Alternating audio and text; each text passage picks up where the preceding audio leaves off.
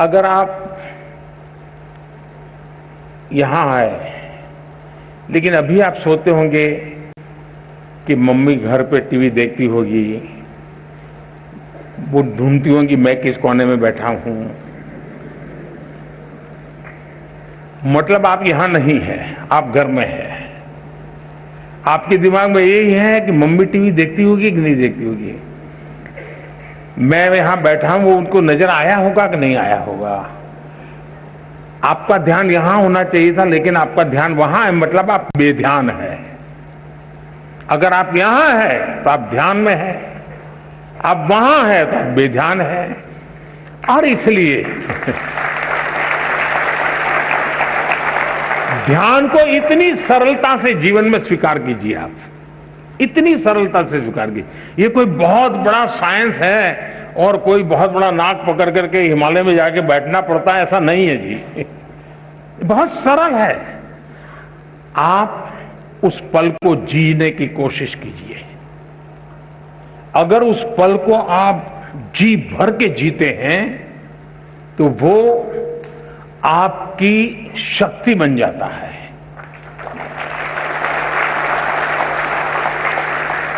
बहुत से लोग आपने देखे होंगे सुबह चाय पीते रहते होंगे, अखबार पढ़ते होंगे, परिवार के लोग कहते हो अरे पानी गर्म हो गया, चलो जल्दी नहाने के लिए चलो, नहीं नहीं मुझे अखबार पढ़ना है। फिर कहेंगे नहीं नहीं नाश्ता गर्म है, ठंडा हो जाएगा, फिर भी कहें नहीं मुझे अखबार पढ़ना है। कभी उन माताओं से मैं कहता हूं जो घर में ऐसी परेशानी करते हैं उनको जरा शाम को पूछो कि आज अखबार में क्या पढ़ा था। मैं 99% लोग बताता हूं वो नहीं कह पाएंगे कि आज के अखबार की हेडलाइन क्या थी।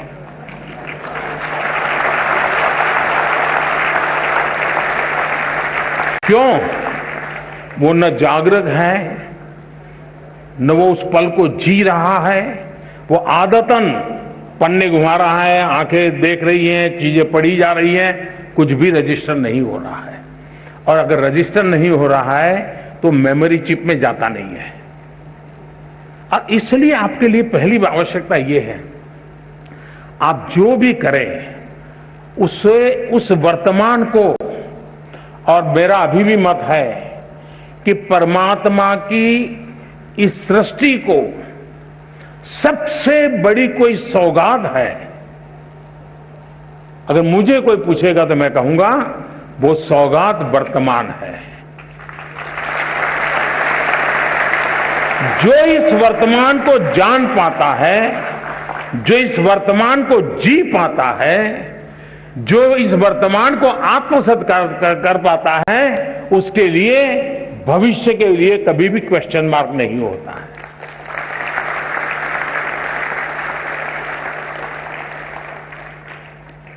और मेमोरी का भी यही कारण है कि हम उस पल को नहीं जीते हैं और उसके कारण हम उसको गवा देते हैं। दूसरा, मेमोरी का जीवन से संबंध होता है। सिर्फ एग्जाम से है ये सोचोगे तो फिर तो आप उसकी कीमत ही नहीं समझते हैं, उसका मूल्य ही नहीं समझते हैं। अगर मान लीजिए आपके किसी दोस्त का जन्मदिन आपको याद रहा और आपने जन्मदिन पर उसको फोन किया, आपकी तो वो मेमोरी थी जिसके कारण आपको जन्मदिन याद रहा, लेकिन वो मेमोरी आपके जीवन के विस्तार का कारण बन जाता है। जब उस दोस्त को टेलीफोन जाता है, उसका अरे वाह, उसको मेरा जन्मदिन इतना याद था, मतलब मेरे जीवन की अहमियत उसके जीवन में है। वो जीवन भर आपका बन जाता है। कारण क्या था? वो एक मेमोरी। मेमोरी जीवन के विस्तार का बहुत बड़ा कैटलिक एजेंट है। और इसलिए हम हमारी स्मृति को सिर्फ परीक्षा तक, सवाल जवाब तक सीमित ना करें, आप उसका विस्तार करते चलिए। जितना विस्तार करेंगे चीजें अपने आप जुड़ती जाएगी। दूसरा, आप कभी 2 बर्तन लीजिए, 2 बर्तन में पानी भरिए, पानी भर करके उसके अंदर एक कॉइन रखिए, दोनों में पानी शुद्ध है, स्वच्छ है, दोनों एक ही प्रकार का पानी है, दोनों एक ही प्रकार के बर्तन है, दोनों एक ही प्रकार के उसमें कॉइन है और आप उसको देखिए। लेकिन एक बर्तन है जो हिल रहा है, पानी इधर उधर हो रहा है, नीचे कॉइन है, दूसरा स्थिर है। आप देखेंगे कि जो स्थिर पानी वाला कॉइन है वो आपको परफेक्ट दिखता है, हो सकता है उस पर लिखी हुई चीज भी दिखाई दे, और जो पानी हिल रहा है वहां पर भी वही कॉइन, वही साइज है, उतना ही गहरा है, लेकिन दिखता नहीं। क्यों? पानी हिल रहा है, बर्तन हिल रहा है। अगर मन भी ऐसे डोलता रहे और हम सोचें कि उसमें कॉइन जो है मुझे दिखाई देगा, आपने देखा होगा एग्जाम में आपकी समस्या ये होती है कि देखो ये बगल वाला तो ऊपर देखता नहीं, लिखता ही रहता है, अब मैं पीछे रह जाऊंगा, उसको ना, यानी दिमाग उसी में लगा पड़ा है।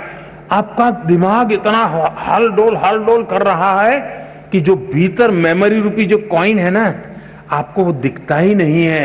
एक बार मन को स्थिर कर लीजिए। मन को स्थिर करने की दिक्कत है तो जरा डीप ब्रीथिंग कर लीजिए, 3-4 बार गहरी सांस लीजिए, एकदम सीना तान करके आंख बंद करके कुछ पल बैठिए। मन स्थिर हो जाते ही वो कॉइन जैसे दिखने लगता है, आपके मेमोरी के भीतर पड़ी हुई चीज यूं ही उभर करके आना शुरू हो जाती है। और इसलिए ईश्वर ने जिसकी मेमोरी ज्यादा है उसको कोई एक्स्ट्रा एनर्जी दी है, ऐसा नहीं है जी। हम सबको, हमारे सबका जो इंटरनल प्रोडक्ट है परमात्मा ने बहुत ढंग से बनाया हुआ है। हम किसको पनवाते हैं, किसको बढ़ाते हैं, उस पर निर्भर करता है। तो आप इसको बहुत आसानी से कर सकते हो। आप में से जो लोग पुराने शास्त्रों को जानते होंगे, कुछ तो कभी यूट्यूब पर भी कुछ चीजें अवेलेबल होती हैं, कुछ शताब्दानी लोग होते हैं, उनको एक साथ 100 चीजें याद आती है। हमारे देश में ये चीजें कभी कभी इसकी बड़ी प्रचलन हुआ करती थी। तो हम इसको ट्रेन कर सकते हैं, अपने मन को भी ट्रेन कर सकते हैं। लेकिन मैं आज, आप परीक्षा में जा रहे हैं इसलिए मैं उस दिशा में आपको नहीं ले जाऊंगा, लेकिन मैं कहता हूं मन स्थिर रखिए। आप अपने पास पर चीजें पड़ी हैं, वो अपने आप आना शुरू हो जाएगी, आपको वो दिखना शुरू हो जाएगी, आपका उसका स्मरण होना शुरू हो जाएगा और वही बहुत बड़ी ताकत बन जाएगा।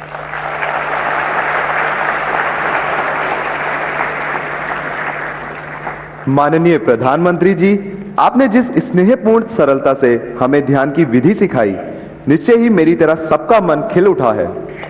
धन्यवाद महोदय। माननीय प्रधानमंत्री जी, खनिज संसाधनों से समृद्ध राज्य, मनोरम पर्यटन स्थल रामगढ़ झारखंड से कक्षा 10वीं की छात्रा श्वेता कुमारी आपसे अपने प्रश्न का समाधान चाहती हैं। श्वेता, कृपया अपना प्रश्न रखिए। माननीय प्रधानमंत्री जी नमस्कार, मैं श्वेता कुमारी केंद्रीय विद्यालय पतरातू की 10वीं की छात्रा हूँ। मैं आपसे एक प्रश्न करना चाहती हूँ। मेरी पढ़ाई में प्रोडक्टिविटी रात का समय अधिक होती है, पर सब मुझे दिन में पढ़ने को बोलते हैं, मैं क्या करूँ? धन्यवाद। धन्यवाद श्वेता। आदरणीय प्रधानमंत्री जी, नमो ऐप के माध्यम से प्राप्त प्रश्न जिसमें राघव जोशी के सामने एक अजीब सी दुविधा है। माँ बाप हमेशा कहते हैं पहले पढ़ाई करो फिर खेल कूद करो, लेकिन उन्हें लगता है कि खेलने कूदने के बाद पढ़ाई करते हैं तो उन्हें चीजें बेहतर तरीके से समझ में आती हैं। कृपया राघव एवं श्वेता के साथ साथ उन जैसे कई विद्यार्थियों को समझाएं कि वे ऐसा क्या करें कि उनकी प्रोडक्टिविटी श्रेष्ठतम हो। हम सबकी दुविधा का समाधान करने की कृपा करें। माननीय प्रधानमंत्री जी। ये बात सही है कि हर कोई चाहता है कि उसके समय का सदुपयोग हो, जिस काम के लिए समय लगाया है उसका उतना ही उसको लाभ मिले। और ये अच्छी सोच है और ये आवश्यक भी सोच है कि हमें हमेशा जागृत रूप से प्रयास करना चाहिए कि क्या मैं जो समय लगा रहा हूं, मैं जो समय खपा रहा हूं, उसका मुझे आउटकम मिलता है कि नहीं मिलता है। आउटपुट तो दिखेगा, आउटकम नहीं दिखेगा। इसलिए पहले तो खुद में एक आदत डालनी चाहिए कि मैंने जितना इन्वेस्ट किया उतना मुझे प्राप्त हुआ कि नहीं हुआ, और इसका हम हिसाब किताब लगा सकते हैं। और ये आदत हमको डालनी चाहिए कि भाई मैंने आज मैथमेटिक्स के पीछे 1 घंटा लगा दिया, तो मुझे उस 1 घंटे में जो मुझे करना था वो मैं कर पाया या नहीं कर पाया। उसमें से जो सवाल मुझे कठिन लगते थे वो अब मुझे सहज हो गए नहीं हो गए, मतलब मेरा आउटकम इंप्रूव हो रहा है। ये हमें एनालिसिस करने की आदत डालनी चाहिए। बहुत कम लोगों को एनालिसिस की आदत होती है, वो एक के बाद एक पूरा करते ही जाते हैं, करते ही जाते हैं, करते ही जाते हैं, और बाद में पता ही नहीं रहता कि अरे वो जरा ज्यादा ध्यान देने की जरूरत थी, उसको मैंने ज्यादा ध्यान देने की जरूरत नहीं थी। कभी कभी क्या होता है, हमारे अपने टाइम टेबल में जो सबसे सरल है, जो सबसे प्रिय है, हम घूम फिर करके उसी में घुस जाते हैं। मन करता है चलो इसी को कर ले, क्यों, आनंद आता है, और उसके कारण